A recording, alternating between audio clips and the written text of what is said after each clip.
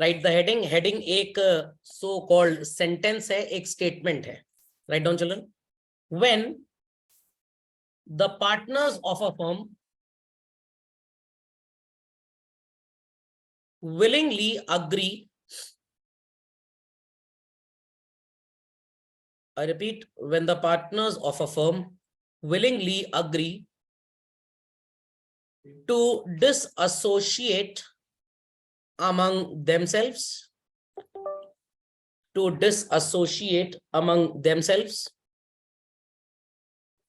and business of the firm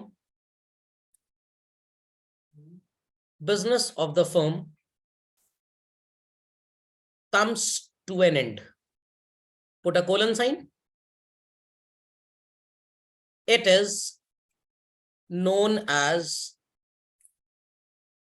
dissolution of partnership firm and not dissolution of partnership within brackets, right, relation among the partners, as it will also automatically end up.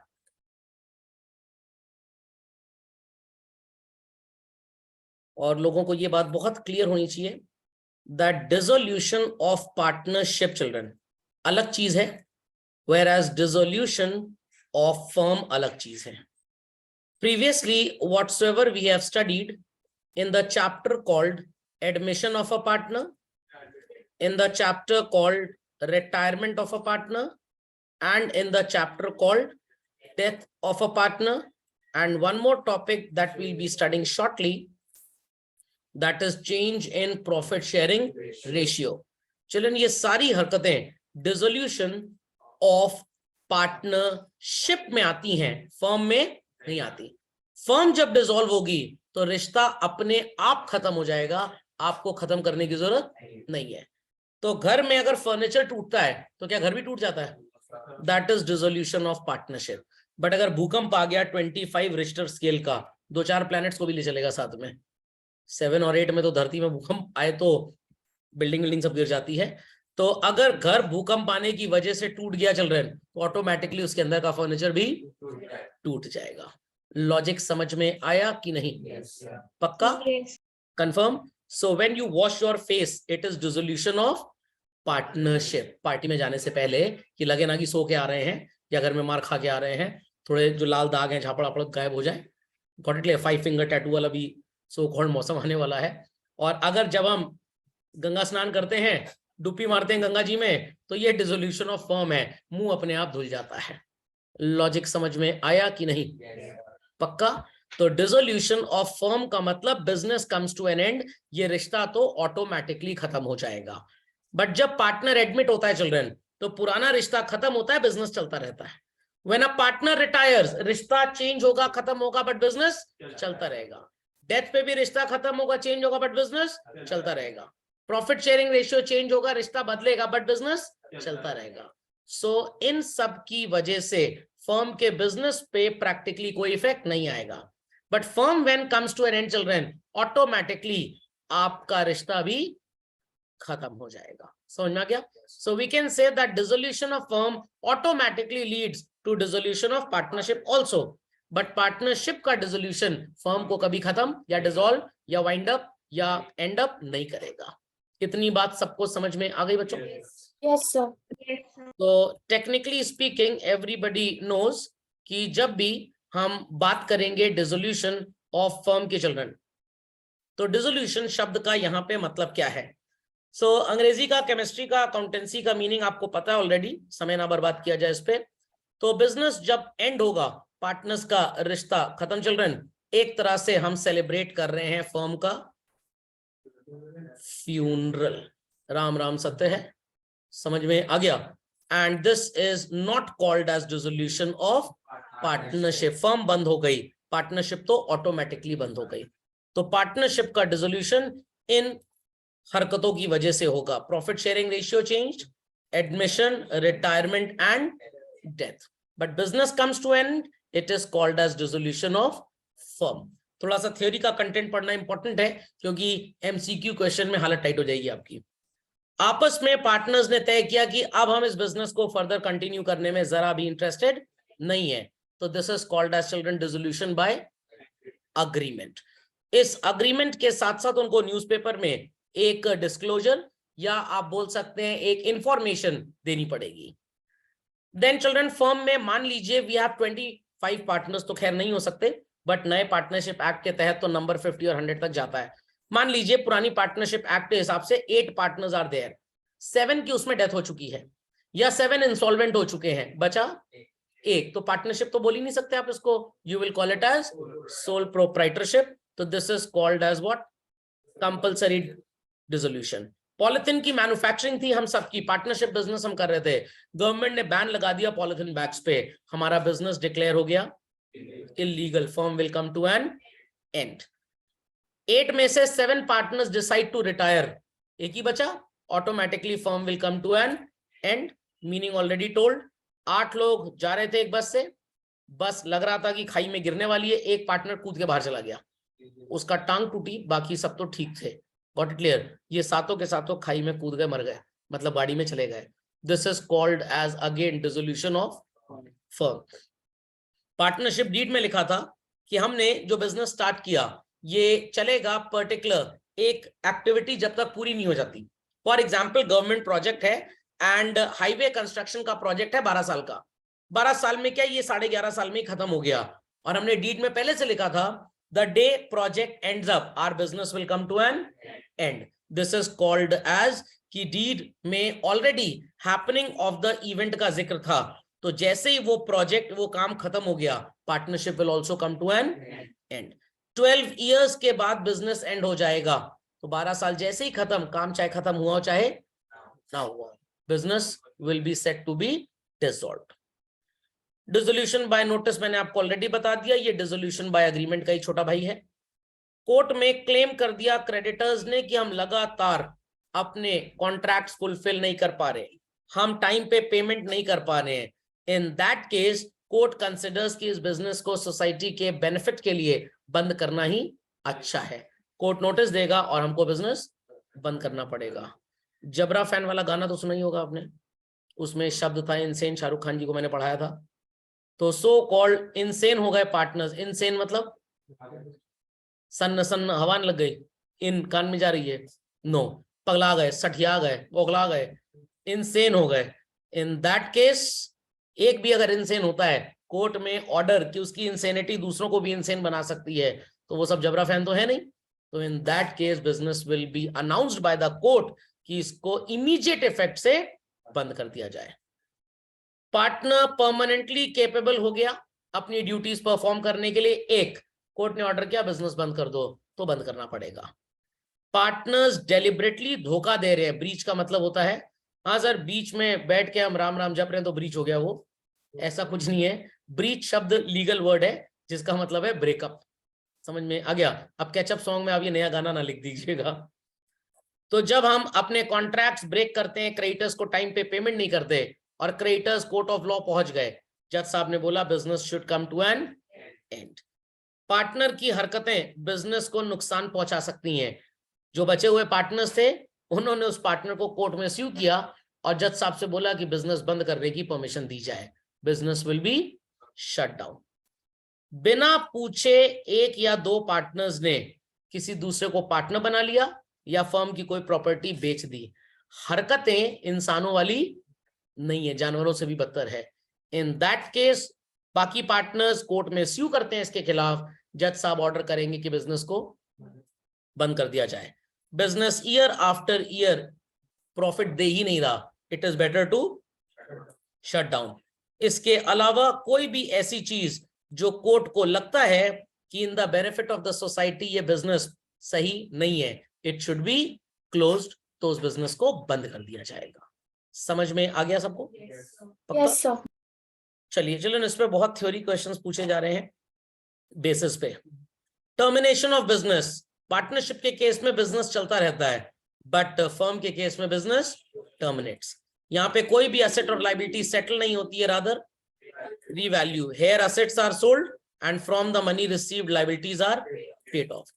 Partnership में court intervene नहीं करता, court assist करता है। जब आप नई deed बनाएंगे नए पार्टनर के साथ, या एक पार्टनर चला गया, 5 लोग थे, एक चला गया, अब कितने रह गए? नई डीड में 4 पार्टनर्स होंगे, तो डीड का रजिस्ट्रेशन होगा, तो कोर्ट यहां पे आपको सिंपली असिस्ट करेगा बट ऑर्डर नहीं देगा। whereas फर्म के डिसोल्यूशन में court can give orders.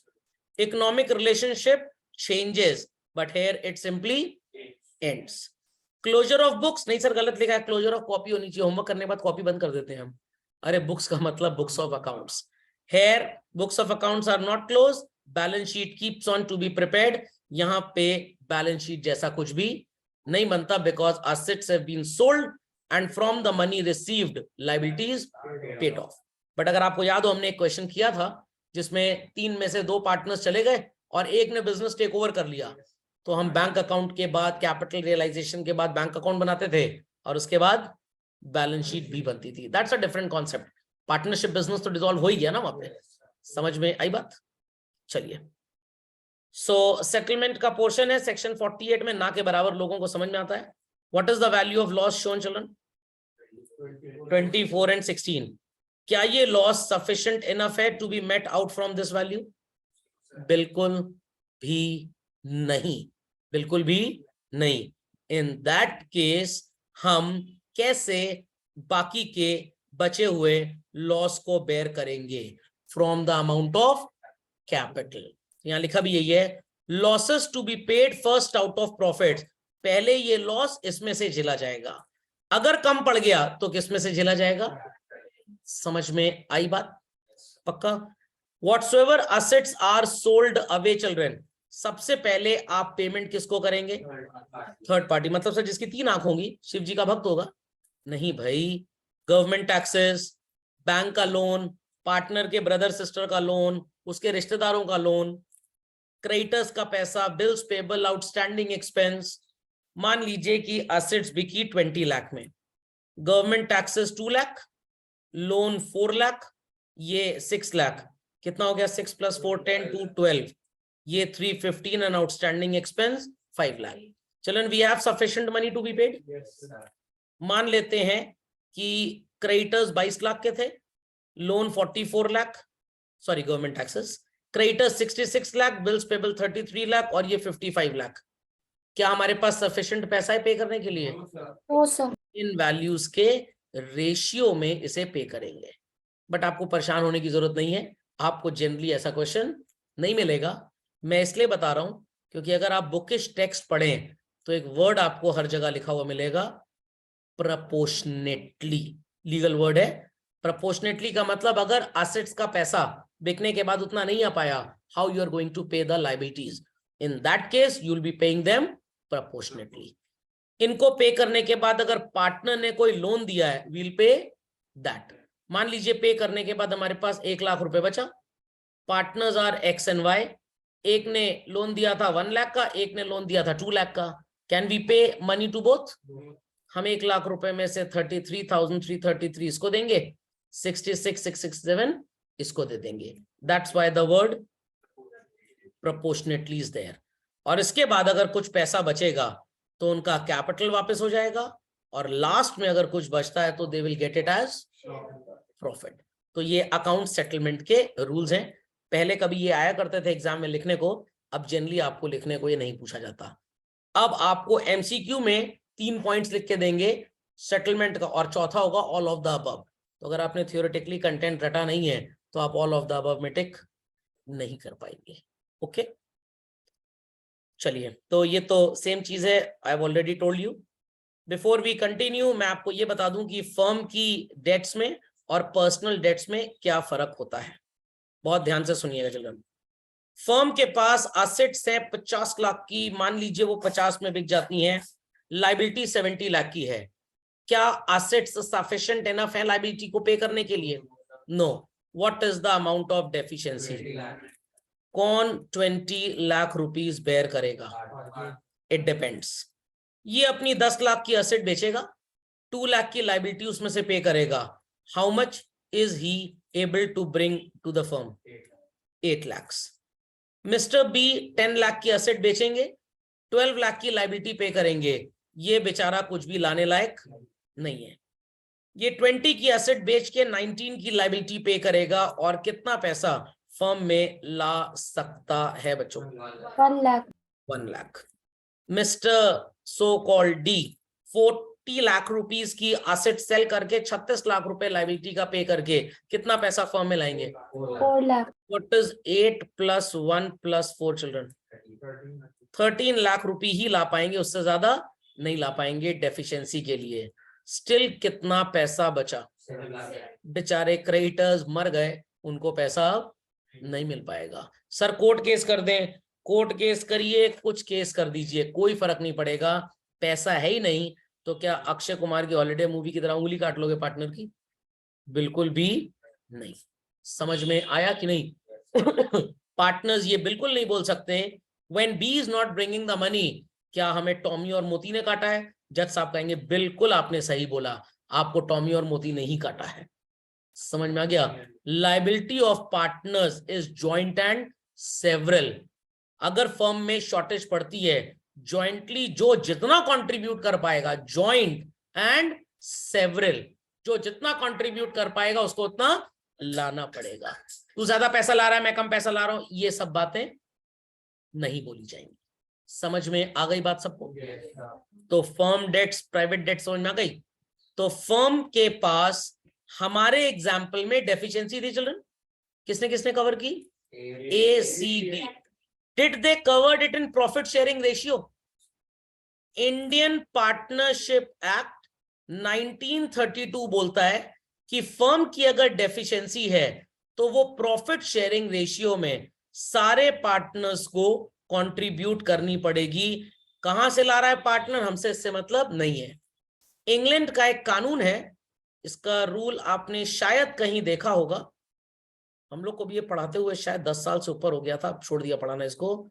Garner versus मुरे। लोग कहेंगे सर ये क्या होता है? Years ago children, years ago बड़ा फेमस केस लॉ है इंग्लैंड का। 3 पार्टनर्स हुआ करते थे एक बिजनेस में, एक का नाम गार्नर था, एक का नाम मुरे था और तीसरे का नाम विल्किंस था। विल्किंस इंसॉल्वेंट हो गया, जस्ट लाइक मिस्टर बी। बोला गया कि भाई इसकी जो डेफिशिएंसी 2 लाख रुपए की है, ये फर्म को तो कुछ देने लायक है नहीं, उल्टा जो इसके क्रेडिटर्स हैं वो फर्म पे केस कर रहे हैं, पैसा दो।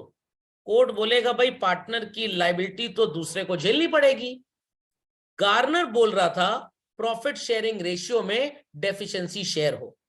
मुरे कह रहा था गलत, जिसका जितना सरप्लस होगा वो उतना पैसा लाए। दोनों की सहमति नहीं बन पाई, दोनों चले गए court of law, court of England. वो जो बुड्ढे वाले लंबे बाल वाले ऐसे ब्रैकेट वाले बाल जिनके होते थे, जस्टिस जोस हुआ करते थे, क्योंकि हमारे जमाने में हमने पढ़ा था इसलिए मेरे को याद है। Justice JOYCE, justice Joyce, he decided भाई प्रॉफिट शेयरिंग रेशियो तो पता नहीं पार्टनर ला पाए उतना पैसा ना ला पाए, बट पार्टनर के ऊपर अनजस्ट एक्टिविटी नहीं होनी चाहिए। जिसके पास जितना सरप्लस है वो उतना कंट्रीब्यूट करेगा। क्योंकि आपने इंसॉल्वेंसी नहीं पढ़ा, आपके कोर्स में नहीं है, when we were students we studied this. तो अगर क्वेश्चन में इंडियन पार्टनरशिप एक्ट अप्लाई करना होता था तो हम deficiency of mister B 2 lakh और जो फर्म की डेफिशिएंसी है 7 लाख, इसे प्रॉफिट शेयरिंग रेशियो में बांटते थे। और अगर क्वेश्चन लिख के देता था deficiency should be borne as per the rule applicable under Garner versus Murray, तो हम कैपिटल का एक रेशियो निकालते थे, उसके बेसिस पे कैलकुलेट करते थे। अब ये चीज आपको सीए फाउंडेशन में और ग्रेजुएशन में पढ़ाई जाती है। Earlier it was taught in class 12। CBSE में तो स्टार्टिंग में कभी डिसोल्यूशन चैप्टर था ही नहीं, ये बड़ा रीसेंट एडिशन है, 2005-6 में ही आया है। उसके पहले डिसोल्यूशन चैप्टर सीबीएसई में नहीं था, आईसी में ये हुआ करता था। तो अगर ऐसा कोई क्वेश्चन कभी आपको मिले तो परेशान मत होइएगा, मैंने बता दिया आपको। तो गार्नर वर्सेस मुरे के हिसाब से deficiency shared in capital ratio, Indian partnership act के अकॉर्डिंगली प्रॉफिट शेयरिंग रेशियो। समझ में आ गई बात? और सर अगर डीड साइलेंट है तो, डीड साइलेंट है तो गार्नर वर्सेस मुरे चलता था। समझ में आ गई बात? खैर, so people understood this children? चलो सो लेट्स कंटिन्यू नेक्स्ट। आपको ये बैलेंस शीट नजर आ रही होगी और ये बैलेंस शीट ऑलरेडी आपने ड्रॉ की हुई है, तो हम इस बैलेंस शीट को फिर से ड्रॉ नहीं करेंगे। मैं कुछ चीजें आपको बस बता दूंगा how accounting is to be done children. Accounting का एक ये प्रोसेस है जो आपको फॉलो करना है। No need to write in full, मैं जितना बोल रहा हूं बस उतना लिखिएगा। फर्स्ट एंड फॉरमोस्ट चिल्ड्रन, हम असेट्स को ट्रांसफर करेंगे रियलाइजेशन अकाउंट में। The journal entry is realisation account debit to sundry assets, but there are certain assets जो ट्रांसफर नहीं होती। कौन कौन सी असेट ट्रांसफर नहीं होती है, मैं आपको लिस्ट यहां पे लिख के देता हूं। Except cash, bank accumulated losses, कभी कभी पार्टनर का कैपिटल अकाउंट और करंट अकाउंट या पार्टनर का लोन अकाउंट मे happen to appear on the asset side, वो भी ट्रांसफर नहीं होगा। Thereafter children, asset transfer करने के बाद we'll transfer all liabilities. Liabilities have credit balance, close करने के लिए आप क्या करेंगे, डेबिट करेंगे। What's the entry children, sundry liabilities account debit to realization account। Again there is a list, कौन कौन सी liability ट्रांसफर नहीं होगी चिल्ड्रन। अगर आपको बैंक का ओवरड्राफ्ट मिल रहा है चिल्ड्रन, आई रिपीट बैंक का, और पार्टनर टेक ओवर नहीं कर रहा, टेक ओवर कर रहा तो ट्रांसफर हो जाएगा, टेक ओवर नहीं कर रहा तो ट्रांसफर नहीं होगा। पार्टनर्स कैपिटल अकाउंट ट्रांसफर नहीं होगा, पार्टनर्स करंट अकाउंट ट्रांसफर नहीं होगा, पार्टनर का लोन अकाउंट ट्रांसफर नहीं होगा, एंड एक्यूमुलेटेड गेन। इसको छोड़ के literally we'll transfer all assets and liabilities, and all these transfers children are going to take place at book value. सुनाई पड़ गई बात।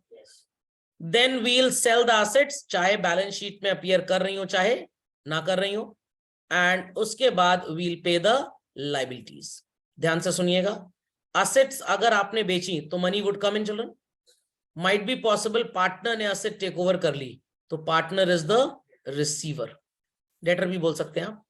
एंड रियलाइजेशन को आप क्रेडिट क्यों करेंगे, मल्टीपल रीजंस आर देयर। पहला रीजन, यहां पे एक तो बच्चों गोइंग कंसर्न कॉन्सेप्ट लागू नहीं होता। चाहे आप लैंड एंड बिल्डिंग बेच के पैसा लें या अपने कस्टमर से पैसा लें, बात एक ही है। Either you pay creditors or you pay loan, long term loan, बात एक ही है। So realization को हम क्रेडिट करते हैं दो रीजन से। पहला रीजन रेवेन्यू है इसलिए क्रेडिट कर दो, इसको इनकम की तरह माना गया है। दूसरा, असेट्स को जब आपने ट्रांसफर कर दिया already children, already in realization account, तो every asset is now represented with what, realization. Thereafter जब आप एक्सपेंसेस या लायबिलिटीज का पेमेंट करेंगे children, so we'll write realization account debit to bank, and if the partner has taken over the same children, in that case आप क्या करेंगे, realization account debit to partners capital। इतनी बात सबको समझ में आ गई? Yes, sir. पक्का, confirm? Yes, sir. चलिए, so I would like everybody to please copy these journal entries। Thereafter children जिक्र करते हैं एक्सपेंसेस का। एक्सपेंसेस में ही सारा खेल है। एक्सपेंसेस के मैंने आपको मल्टीपल केसेस पढ़ाए थे अगर आपको याद हो तो।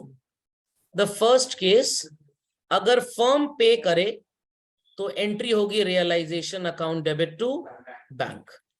पार्टनर पे करेगा और फर्म से बाद में वसूलेगा, एंट्री होगी realisation to bank. No, partners capital. Partner pay करे, पार्टनर ही झेले, फर्म से कोई मतलब नहीं है।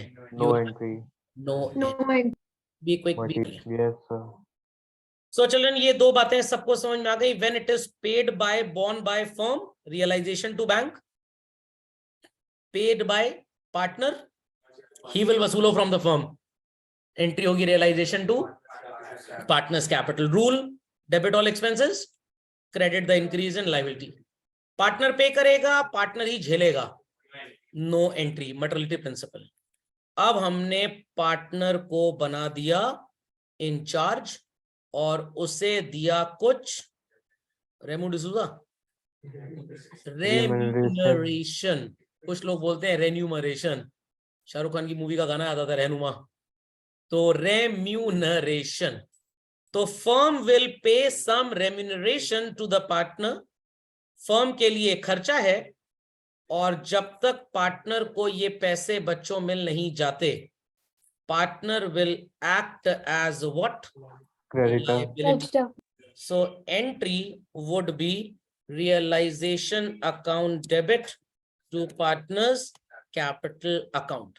इतनी बात सबको समझ में आई? Yes, sir. And children, partner को रेम्यूनरेशन हम दे रहे हैं, कितना हो सकता है? 5,000 हो सकता है, 10,000, कुछ भी, इससे कोई फर्क नहीं पड़ने वाला।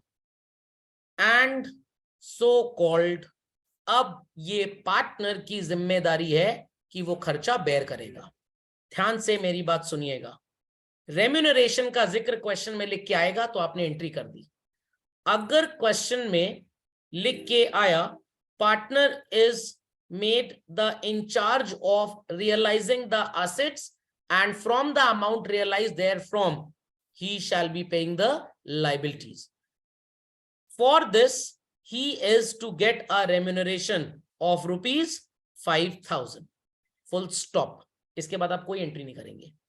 अगर एक सेंटेंस और लिख के आता है एक्चुअल डिसोल्यूशन और realisation expenses amounted to 3,000, 4,000, 5,000, 6,000, 7,000, 8,000, 9,000, 10,000, full stop, अभी भी आप कोई एंट्री नहीं करेंगे। अगर इसके आगे कॉमा लगाया जाए और लिखा जाए पेड बाय द फर्म, मतलब पार्टनर ने पैसे खर्च किए, बेचारे के पास जेब में पैसे हैं नहीं, बट लाठी डंडा लेके लोग तैयार खड़े हैं गेट के बाहर, तो फर्म इसको चप्पल खाने से बचाने के लिए अपने पास से अभी पेमेंट कर देगी।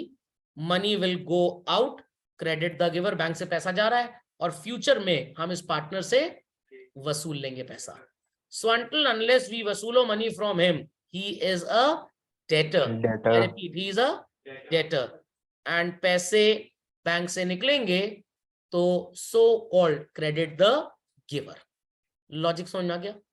बट मान लीजिए द पार्टनर्स व XYZ, हमने Z को जिम्मेदारी दी थी, तो Z को 5,000 रुपए रेम्यूनरेशन देना है, जब तक नहीं दे देते ये क्रेडिटर है।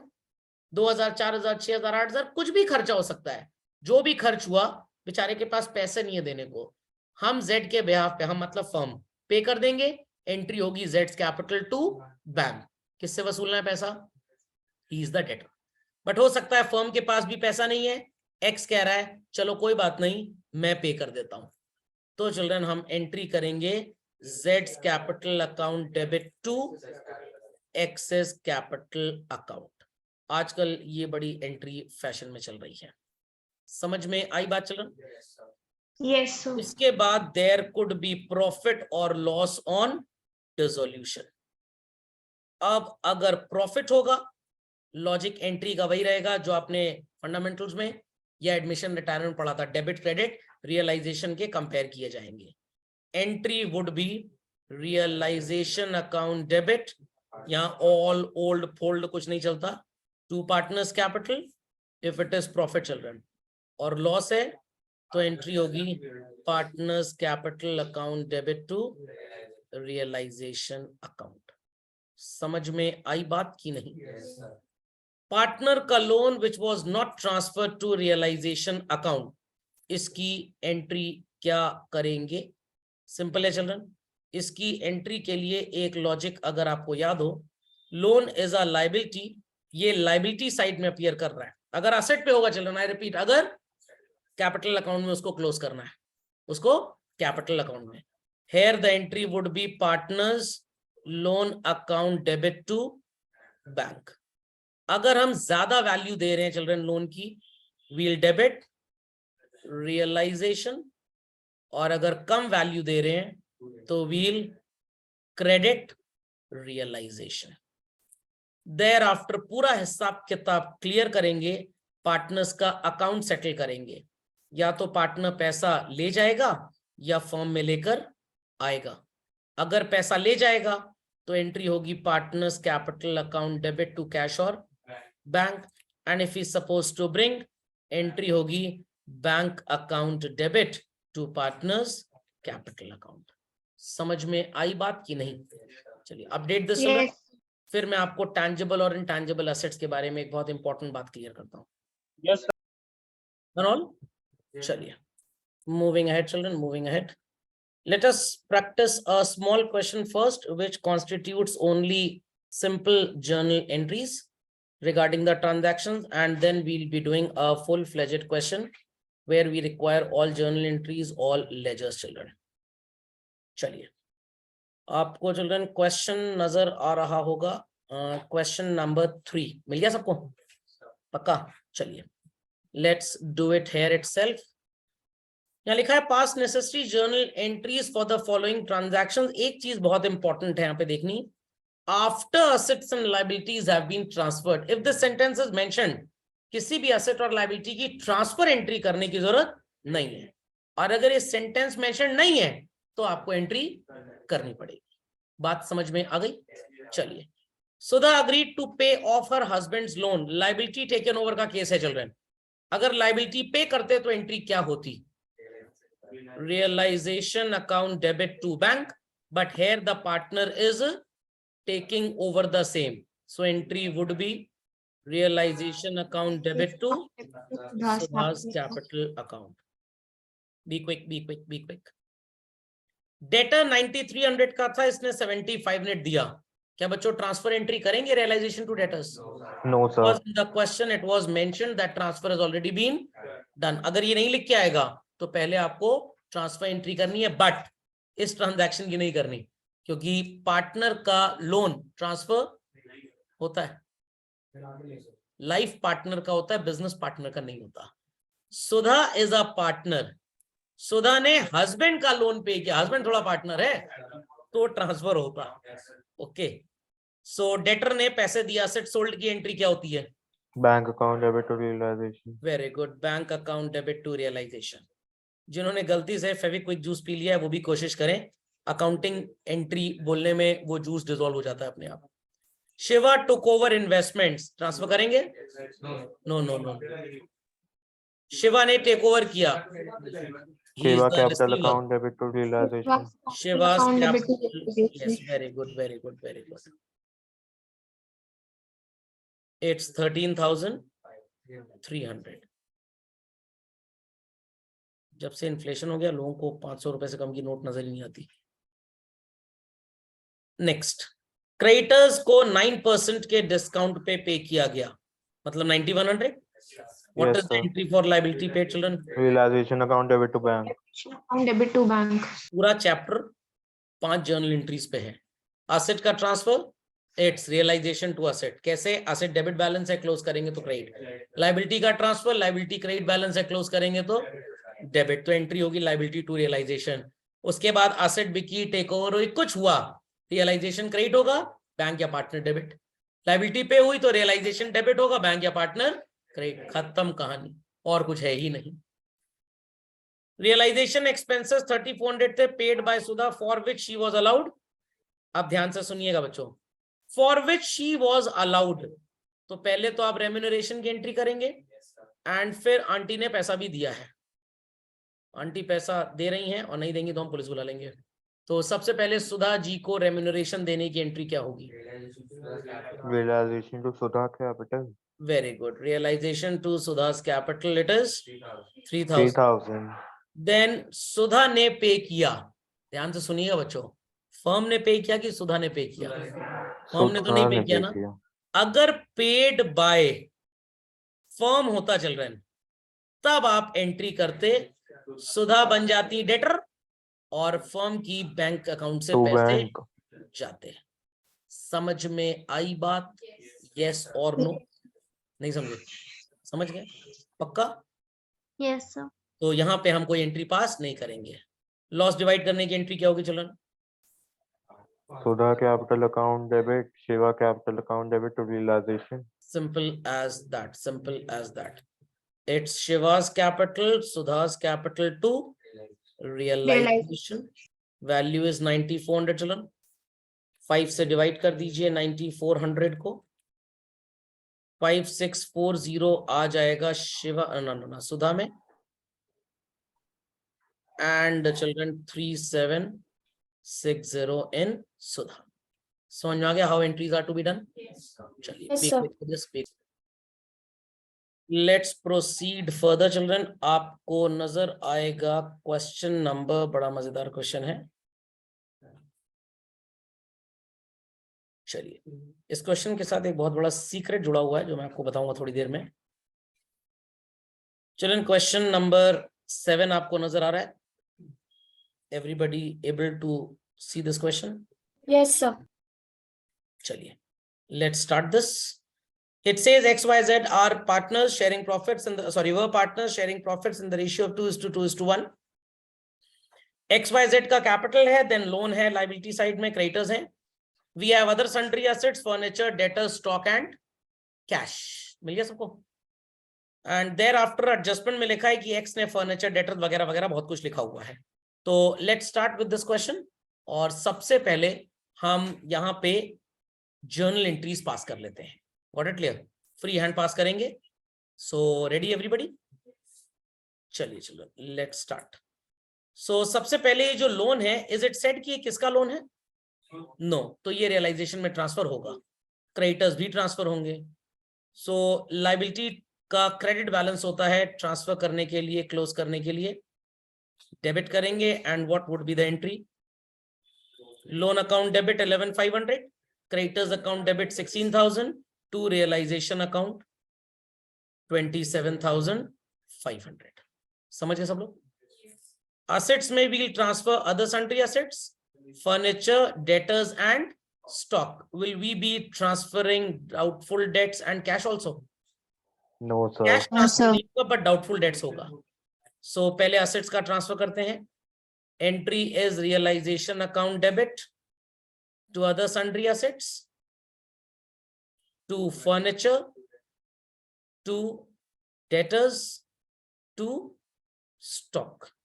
So other assets are what children? 117, furniture is 11,000, debtors 124,200 बच्चों, and stock is 17,800, and PFDD would be transferred like creditors, PFDD account debit to realization, it is 1,200। Let's total the value जो assets की transfer है। 1,17,000 plus 11,000 plus 124,200 plus 17,800, it's 2,70,000। Be super quick to this। तो अब children practically balance sheet से we are least concerned. X ने furniture take over कर लिया, अलग अलग एंट्री करते हैं ताकि कंफ्यूजन लीस्ट हो। The journal entry would be children X's capital account debit to, very good. Why not furniture? मैंने डेलिबरेटली फर्नीचर लिखा कि आप गलती करें, बिकॉज फर्नीचर की वैल्यू को ऑलरेडी रियलाइजेशन में ट्रांसफर करके हम क्लोज कर चुके हैं। आउट ऑफ 124,200 चिल्ड्रन, 1,20,000 के जो डेटर्स थे, बाद में बात करेंगे, बचे कितने के? एक 24,200 में एक 20 के जो थे, बाद में बात करेंगे, बचे कितने के? 4,200। इनकी बात बाद में होगी। अब ये 117 में टेक ओवर कर लिए गए। What is the journal entry for asset taken over by X? Excess capital account debit to X's realize. Capital to realisation 1,17,200, और क्रेडिटर्स को इसने पे करवा दिया है, मतलब लायबिलिटी टेक ओवर है। क्या होगी entry children? Realisation to creditors. Creditors होगा एक्सेस कैपिटल। यस, यही गलतियां बच्चे करते हैं क्योंकि वो भूल जाते हैं कि हम ऑलरेडी एसेट लायबिलिटी को क्लोज कर चुके हैं। जैसे लोग हमारे बीच में नहीं है बट हमको याद उनकी बहुत आती है। X is to take over all stocks. Stock ले लिया 17, sorry, Y is to take over. Journal entry for asset taken over, children. Very good. Y is capital account debit to realization account. और assets को 72 में take over कर लिया, ये assets अपनी value से कितना परसेंट कम है चिल्ड्रन? तो सर इनकी क्या जरूरत पड़ेगी? अभी इनकी जरूरत थोड़ी देर में आपको एहसास होगा इनकी क्या जरूरत होगी। अभी तो आप बस एंट्री करिए। What is the entry for asset taken over children? Y's capital account debit to realisation 72,000। अब मजा आएगा। Z took over remaining sundry assets। अब कैसे सर रिमेनिंग निकालेंगे? सारी की सारी सन्ड्री असेट्स चिल्ड्रन थी कितने की? 172। इसने जो टेक ओवर की वो अपनी बुक वैल्यू से 10% लेस थी। Let the book value be नाना x, तो x हो गई, भूल जाइए 100। 10% लेस 90%। तो अगर 90% 72,000 है तो 100% कितना होगा? Formula is 72,000 divided by 90 into 100। 80 से क्यों डिवाइड करेंगे? 90 से डिवाइड करेंगे। 9 1 जा 9, 9 8 जा 72। मतलब जो असेट्स टेक ओवर की गई उनकी बुक वैल्यू कितनी थी चिल्ड्रन? 80,000। 117 माइनस 80,000 इज 37,000 और इन्हें 80% पे टेक ओवर किया गया। वैल्यू इज, चेक करिए, 29,600 आएगा चिल्ड्रन। अब लोगों के दिमाग में एक दूसरी चक्री ये होगी, ये सर कहां से मैथ्स पढ़ के आए जो इतनी तेज है? सब्जी वाले से। 20% निकालिए 37,000 का, 7,400 होता है। 37,000 का 10% इज 3,700, 7,400। 37,000 में 7,400 माइनस कर दीजिए। लॉजिक समझ में आया कि नहीं? पक्का कंफर्म? तो सब्जी वाले को 1 किलो प्याज का भाव रखा है 80 रुपए, तो आधे किलो का 40, 250 ग्राम का 12 रुपए। अरे पन्नी अलग से देगा ना, 10 + 2 12 हो गया। तो वो 1 किलो का भाव रख के बाकी कैलकुलेट करता है। अंडरस्टैंडिंग? चलिए, तो यहां पे वैल्यू कितनी आ जाएगी चिल्ड्रन? अब Z ने असेट टेक ओवर किया तो एंट्री होगी Z's capital to realisation. How much? 29,600। तो actually accountancy was never a difficult subject, maths made it feel so. समझ में आया? जीवन बहुत बढ़िया चल रहा था। सासू मां जब से दखल अंदाजी करने लग गई पति पत्नी के रिश्ते में, तभी से समस्याएं चालू हो गई। चलते हैं आगे।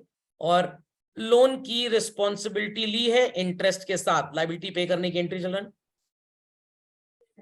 रियलाइजेशन टू बैंक, सॉरी नहीं, बैंक नहीं होगा, Z होगा, क्योंकि Z ने जिम्मेदारी ली है ना भाई।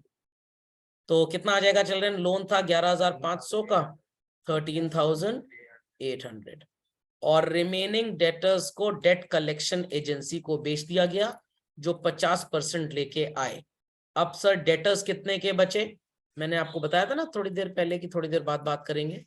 कितने के डेटर्स बचे चले? आधा पैसा इनसे मिला, क्या एंट्री हो जाएगी?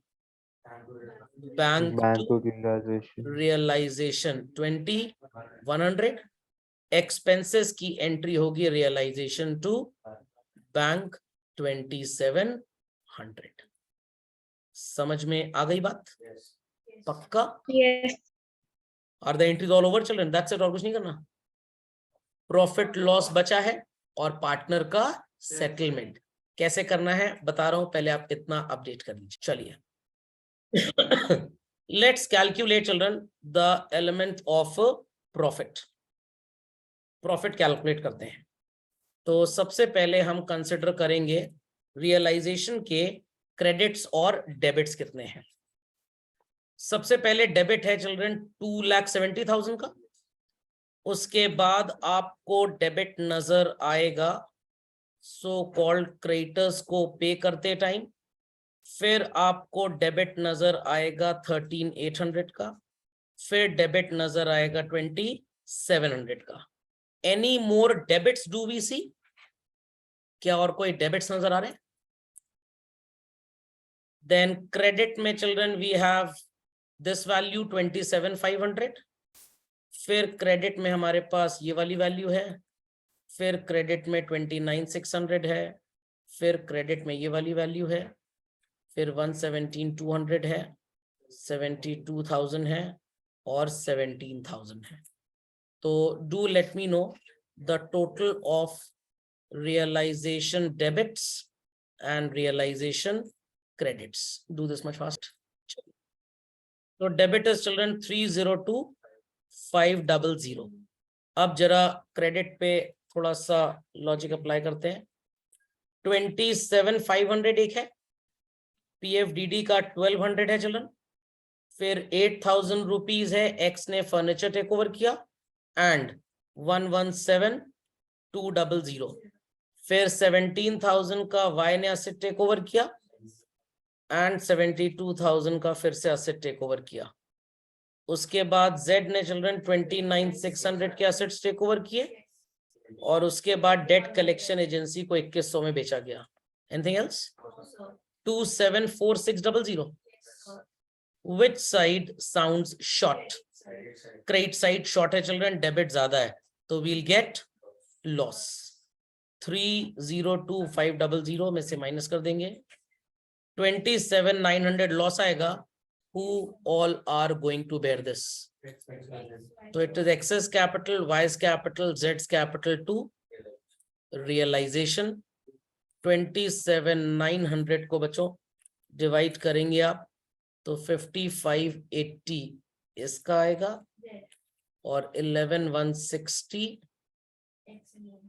एंड 11,160 x और y का आएगा। समझ में आ गई बात? समझ में आ गई बात चलो?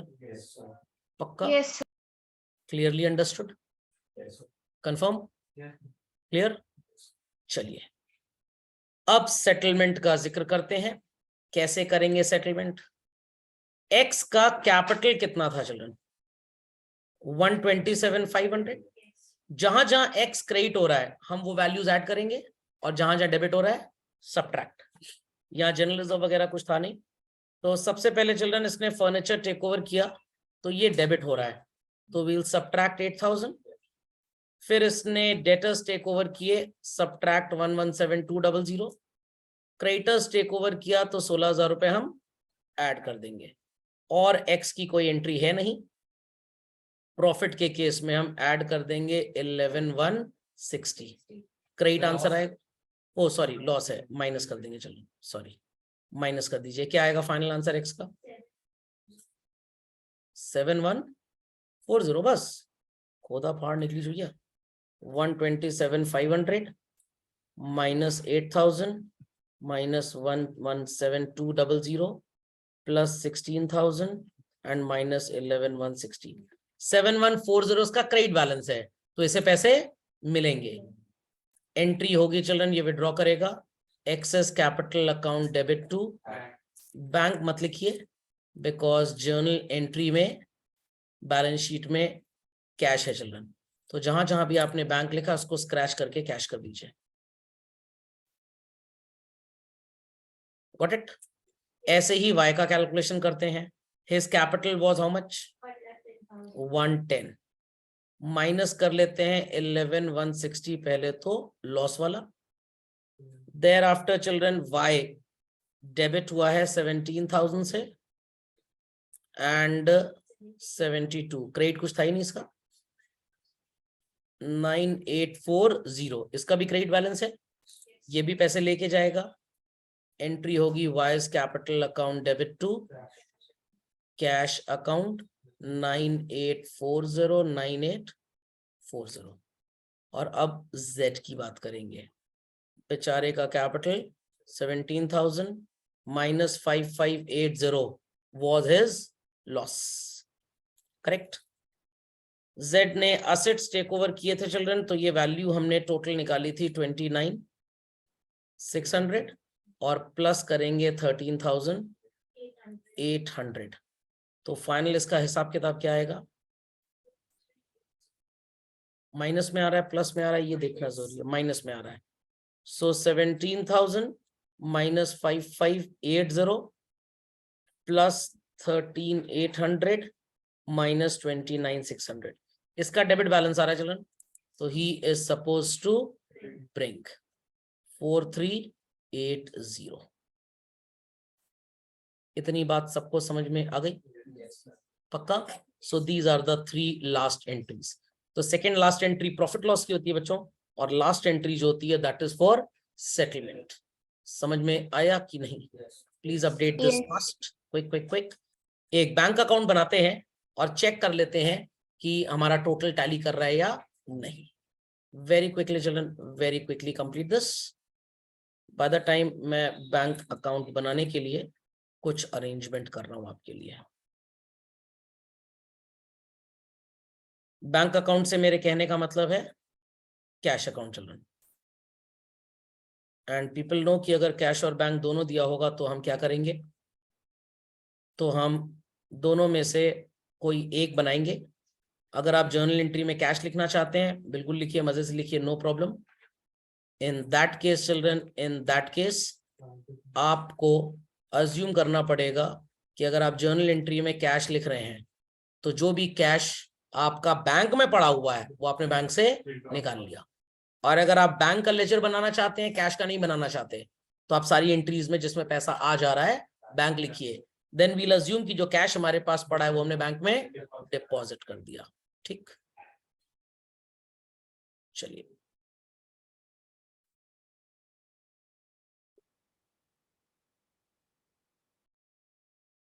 So we'll prepare cash account children. First and foremost we'll be putting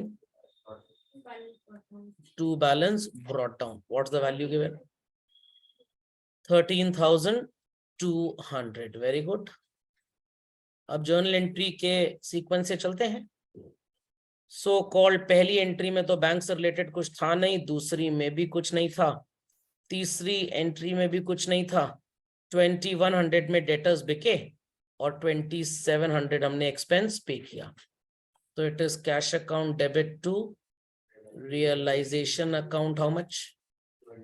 2100 and realisation to cash है तो it is by realisation 2700। Y will take money children, yes और नो? कितना? By Y's capital account 9840। X भी पैसा लेके जाएगा। By X's capital account it is 7140 और ये चामुंडाए नमा मिस्टर जेड पैसा लेके आए हैं 4380। और कोई एंट्री तो नहीं है, चेक कर लीजिए। तो it is 13,200 plus 2,100 plus 4,380. It's 19,680. Here also is it coming the same children? So I was pretty confident, इसलिए मैंने इसको लिख दिया 9840 and 7140. It is 19,680. Logically it means कि आपके पास 13,200 था प्लस आपके डेटर्स और जेड मिला के जो भी पैसा लाए वो आपने रियलाइजेशन एक्सपेंसेस के लिए दिया, बाकी जो बचा that is given to X and Y. समझ में आ गई बात? तो कभी कभी क्वेश्चन हो सकता है आपको सिर्फ जर्नल पूछे, क्योंकि आपको बहुत बड़े क्वेश्चंस तो नहीं आते हैं जब से एमसीक्यू सेक्शन ऐड हो गया। तो आपसे तीनों चीजें that is realization, capital account and bank, तीनों कभी नहीं पूछा जाएगा। मेजॉरिटी केसेस में in a big question children only realization is asked, only realization. Understood this? बहुत छोटा क्वेश्चन आएगा तो जर्नल एंट्री पूछी जाएगी। समझ में आ गया सबको? चलिए। Yes, sir. Now children we will take a question जिसमें हम डायरेक्टली कंटेंट को देखकर बनाना स्टार्ट करेंगे अपना realisation account. Directly children we will start with realisation account. Okay, देख लो और कोई क्वेश्चन है या इसी को ले लेते हैं। चलिए इसी को ले लेते हैं। चलो, मिल गया सबको?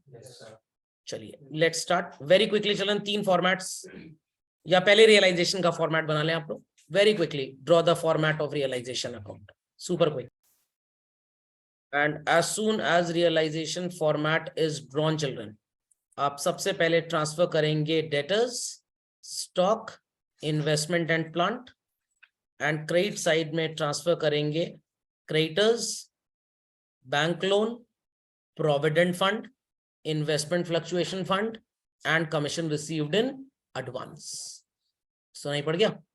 जितनी असेट्स हैं they will be transferred to the debit of realisation, और ये जितनी लाइबिलिटीज हैं they will be transferred to the credit. तो लाइबिलिटी रियलाइजेशन के क्रेडिट में और असेट डेबिट में. Be quick, children, be quick. Then it says Anju was appointed to realize the assets and she was to receive 5% commission. So journal entry is realization account debit to Anju's capital. तो debit side में आप लिख लीजिए to अंजूस capital account. And commission का calculation कैसे होगा ये मैं आपको बता देता हूं. कमीशन के 3 कैलकुलेशंस हैं children. If commission is to be calculated, 3 तरह से आप इसको कैलकुलेट करेंगे. First, it is to be calculated on sale value of assets. The formula would be sale value of assets into rate upon weight upon 100. If commission is to be calculated on net realized value, तब आपका formula होगा net realized value into rate whole divided by 100. The question is कि ये net realizable value है क्या? It's children opening cash or bank balance plus sale value of assets. ध्यान दीजिएगा, यहां पे ओपनिंग कैश और बैंक बैलेंस से कोई भी मतलब नहीं होता है, बट नेट रियलाइज्ड वैल्यू में होता है. Minus payment for liabilities and expenses, जो बचेगा that is your net realized value. And many a times children question कहेगा commission payable on net value payable to the partners. इसका algebraic equation का derivation आप पढ़ चुके हैं, तो उसको पढ़ने की फिर से कोई जरूरत नहीं है. आप simply net realized value को rate से multiply करके divide किससे करेंगे? 100 plus rate से. समझ में आ गया? So before we continue, update this formula fast. Let's proceed further. So यहाँ पे 5% आप किस पे कैलकुलेट करेंगे, बात की बात है. पहले हम असेट्स की सेल वैल्यू रिकॉर्ड कर लें. Debtors 60, stock 35,500, investment 16,000, plant 90% children, तो यहाँ 50,000 है, तो 90% इज 45,000. ये बिक गया children. So journal entry for sale of asset is bank to realisation. तो आप लिखेंगे क्रेडिट साइड में by bank, it's debtors, stock, investment and plant. चलन पहले वैल्यू इनर कॉलम में आएगी and then grand total will go in the outer column. 60 plus 35,500 is 95,500 plus 16,000 plus 45,000. ये आएगा बच्चों 1,56,500 और इसी पे 5% मिलना है. Value would be 7,825 for this commission. यहाँ पे लिखा है she was appointed to realize the assets and was to bear all expenses. क्या बच्चों expenses से कोई मतलब है? बट अगर यहाँ पे लिखा होता paid by the firm और paid by मंजू संजू गंजू जो भी, तब आप एंट्री करते. बट इस केस में आपको और कोई एक्सपेंस की एंट्री पास नहीं करनी. Commission received in advance was written, liability पे कर दी आपने, लायबिलिटी पे कर दी, तो एंट्री होगी यहाँ पे लायबिलिटी पे करने की. What children? तो आप लिखेंगे टू बैंक, गलत, 8,000 में से 3,000 माइनस करेंगे तो 5,000 आएगा. समझ में आ गया? पक्का? फर्म हैड टू पे 8,500 for outstanding salary, liability pay करने की एंट्री अगेन क्या होगी children?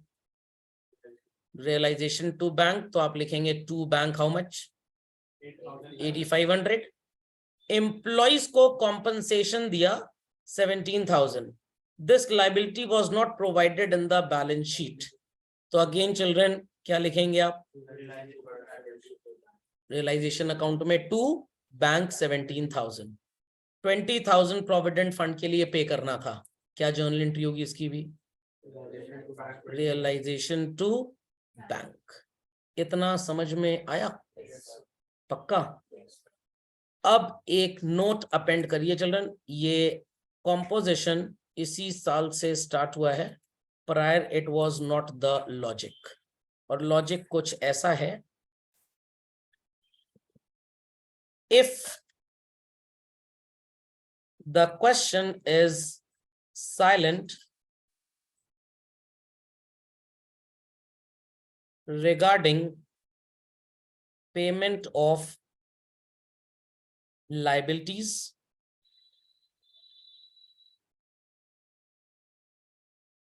it shall be assumed that the same were fully paid off. खोपड़े में बात गई? कंटिन्यू करते हुए लिखिए, if the question is silent regarding tangible assets, such shall be assumed to be realized at book value, but for intangible assets, the same shall be treated as unsold. Got it? Earlier this was told कि asset के बारे में जब तक लिखा ना हो तब तक आपको ऐसा assume नहीं करना, बट बोर्ड वालों ने एक ये सो कॉल्ड बीच में चूरन डाल दिया इस साल से, पहले नहीं था क्योंकि सिलेबस बाद में अपडेट हुआ था मिड टर्म में, इसलिए। और आप बोलेंगे सर हमने तो ऐसा कभी अप्लाई नहीं किया, हमने तो वही अप्लाई किया था जो आपने स्टार्टिंग बताया था, हमारे तो सारे आंसर आए, क्योंकि 99% क्वेश्चन ही ऐसे बनते हैं जहां पे सारी की सारी टैंजिबल एसेट तो बिकी जाती है। तो कोई क्वेश्चन आपको प्रैक्टिकली ऐसा मिला नहीं जिसमें टैंजिबल एसेट्स अनसोल्ड की बात की गई हो। लॉजिक समझ में आया? इनटैंजिबल के लिए वही रूल है जो मैंने बताया था, तो मैंने आपको बताया था कि भाई लायबिलिटी तो फुल्ली पेड है, अभी भी वही है। एसेट केस में आई टोल्ड यू अर्लियर कि अगर एसेट के लिए ना लिखा हो तो आप सोचेंगे कि वो बिकी नहीं है, कंजर्वेटिज्म। Got it clear? अब क्या बताया मैंने? टैंजिबल एसेट को मानना है कि वो बुक वैल्यू पे बिक गई, बट इनटैंजिबल को मानना है कि वो नहीं बिकी। तो पहले हम दोनों के लिए मानते थे कि नहीं बिकी, अब हमें सिर्फ इनटैंजिबल के मानना है, क्योंकि आपने जितने क्वेश्चन किए शायद ही आपको कोई क्वेश्चन ऐसा मिला होगा where tangible assets have not been sold, वो सारी की सारी बिकती ही थी। बाई चांस अगर ऐसा कुछ आ जाए तो इसको फॉलो कर लीजिएगा, जस्ट एक रिमेम्बरेंस टूल है। जनरली क्वेश्चन में टैंजिबल एसेट्स अनसोल्ड रहती नहीं है। सबने लिख लिया बच्चों? Everybody wrote this? Yes, sir. पक्का? चले आगे, चलिए moving ahead children, moving ahead, moving ahead. So हमारी कौन कौन सी एसेट बिक गई? Debtor stock investment plan, debtor stock investment plan सब बिक गया चिल्ड्रन। लायबिलिटी में हमने क्रेडिटर्स को पे किया है बच्चों, क्रेडिटर्स के बारे में कुछ लिखा है? नहीं लिखा। रादर हमने बैंक लोन का पेमेंट किया है, was this mentioned? No, bank loan और क्रेडिटर्स के बारे में कुछ नहीं है। प्रोविडेंट फंड हो गया, कमीशन हो गया, इन्वेस्टमेंट फ्लक्चुएशन फंड का तो कोई पेमेंट होता ही नहीं, वो तो तकिया है, गद्दा है, शॉक एब्जॉर्बर है। तो क्रेडिटर्स को पे करने की एंट्री होगी children by realisation to bank. तो रियलाइजेशन में आप क्या लिखेंगे? टू बैंक ऐसे लिख दीजिए, creditors and bank loan. 50 35 inner column में, आउटर कॉलम में 85। आई होप सो आप कैलकुलेट कर लेंगे प्रॉफिट लॉस। पक्का? Confirm children? चलिए चले आगे, प्रॉफिट लॉस आ जाएगा, डायरेक्टली समझ में आ गया रियलाइजेशन कैसे बनना है। कैपिटल अकाउंट के लिए बच्चों कुछ चीजें बैलेंस शीट से आसानी है, बाकी अल्टी पल्टी। ओपनिंग बैलेंस, करंट अकाउंट का balance, accumulated gain and accumulated loss. कहते हैं ना लोग चार बातें करेंगे, चार लोग क्या कहेंगे, ये वही चार लोग हैं। Capital account balance, current account balance, accumulated gain and loss. Current account का balance, capital, accumulated gain loss balance sheet से उठाइए। रियलाइजेशन में अगर टू पार्टनर लिखा है तो पार्टनर्स कैपिटल में बाय रियलाइजेशन, रियलाइजेशन में अगर बाय पार्टनर्स कैपिटल लिखा है तो कैपिटल अकाउंट में टू रियलाइज, realization. याद रहेगी ट्रिक। कैश और बैंक के लिए भी दो चीजें क्वेश्चन से उठानी है, ओपनिंग बैलेंस, पार्टनर का लोन, किसका लोन, पार्टनर का। बाकी रियलाइजेशन में अगर टू कैश बैंक है तो कैश बैंक में बाय रियलाइजेशन, रियलाइजेशन में अगर बाय कैश या बैंक लिखा है तो कैश और बैंक में to realisation. To realisation, partner के कैपिटल में अगर बाय कैश बैंक लिखा है, जनरली होगा नहीं, तो लिखेंगे टू पार्टनर्स, और पार्टनर्स के कैपिटल अकाउंट में अगर टू कैश और बैंक लिखा है तो कैश और बैंक अकाउंट में बाय पार्टनर्स कैपिटल अकाउंट। सुनाई पड़ गई बात, पक्का, कंफर्म। चलिए moving ahead children, moving ahead. कुछ आपको चीजें बता दूं जिसमें आप गड़बड़ी ना करें, और वो चीजें क्या है। There are certain miscellaneous time pass treatment children, वो ट्रीटमेंट्स कुछ इस तरह के हैं। द फर्स्ट इज, आपको कभी कभी क्वेश्चन में एसेट और लायबिलिटी मिलेगी और बताया जाएगा कि दोनों सेटल हो गई। अगर फुल सेटलमेंट शब्द का प्रयोग किया गया है तो एसेट और लायबिलिटी ट्रांसफर करने के बाद कुछ नहीं करना है, कुछ भी नहीं करना। बट अगर फुल सेटलमेंट जैसा टेक्स्ट नहीं लिखा और आपकी asset happens to be of more value, difference आपको वापस मिल जाएगा। एंड अगर liability so called more value की है चिल्ड्रन, आई रिपीट, एसेट अगर मोर वैल्यू की है तो पैसा मिलेगा, लायबिलिटी मोर वैल्यू की है तो आपको डिफरेंस देना पड़ेगा। तो आई रिपीट, पहले तो आप ट्रांसफर करिएगा एसेट और लायबिलिटी को। फुल सेटलमेंट शब्द लिख के आ गया, कुछ नहीं करना अब इसके बाद। बट अगर फुल सेटलमेंट नहीं लिखा, एसेट ज्यादा पैसे की है, you will get back, cashback आएगा। लायबिलिटी ज्यादा पैसे की है तो आपको पेमेंट करना पड़ेगा। समझे बात को? Yes, sir. Thereafter children, remuneration I've already told you not to waste time on this. आपको डेटर्स के साथ पकौड़ी फुल्की दही दमालू नजर आएगा बच्चों। लायबिलिटी की तरह ट्रांसफर कर दीजिएगा रियलाइजेशन में, और debtors would be transferred at full value. Bank OD और बैंक लोन का क्या करना है सर? बैंक ओडी अगर आएगा तो इसे कैश अकाउंट या बैंक अकाउंट में डालना है। बैंक लोन अगर आएगा रियलाइजेशन डालना है। एंड अगर बैंक ओडी के लिए लिख लिया जाए that is taken over by the partner, तो ये भी रियलाइजेशन में चला जाएगा, एल्स ये रियलाइजेशन में नहीं जाएगा। समझ में आ गया? तो बैंक लोन का ट्रीटमेंट एकदम क्रेडिटर्स की तरह है। समझ गए सब लोग? पक्का? चलिए, सो कैश और बैंक अकाउंट ये मैं आपको पहले ही बता चुका हूं क्या करना है इसके साथ। Balance sheet is not given, impossible to ask है, बट इतना पढ़ा है, सब पढ़ लेते हैं 2 मिनट में, और क्या लगेगा, मैगी का पैकेट थोड़ा छूटा जा रहा है। बैलेंस शीट दी होगी चिल्ड्रन आपको तो कोई प्रॉब्लम नहीं है, नहीं दी हुई आप कैपिटल लिखिए, सो कॉल्ड करंट अकाउंट वगैरह पता है तो वो लिखिए, क्रेडिटर्स लिख लीजिए, कोई एक्यूमुलेटेड रिजर्व वगैरह पता है गेन वो लिख लीजिए। एसेट साइड पे जो भी बैलेंसिंग फिगर आएगा that would be sundry assets. समझ में गया? सन्ड्री एसेट्स मिल गई, transfer it to realisation account and you will perform it accordingly. Okay, that's all children. Direct reference अभी अभी क्वेश्चन हमने किया है, सारी चीजें आ गई थी। समझ में आ गया? पक्का? चलिए, तो this sheet also may not be having super many questions, बहुत ज्यादा तो नहीं होने चाहिए। It only has around 25-26 questions children, बहुत ज्यादा नहीं है। Got it clear? इनको आप कंप्लीट कर लीजिएगा। कल वाली क्लास में हम रिटायरमेंट इसका और फंडामेंटल्स का होमवर्क भी टेकअप कर सकते हैं। समझ में आ गया? चलिए, दैट्स ऑल फॉर टुडे।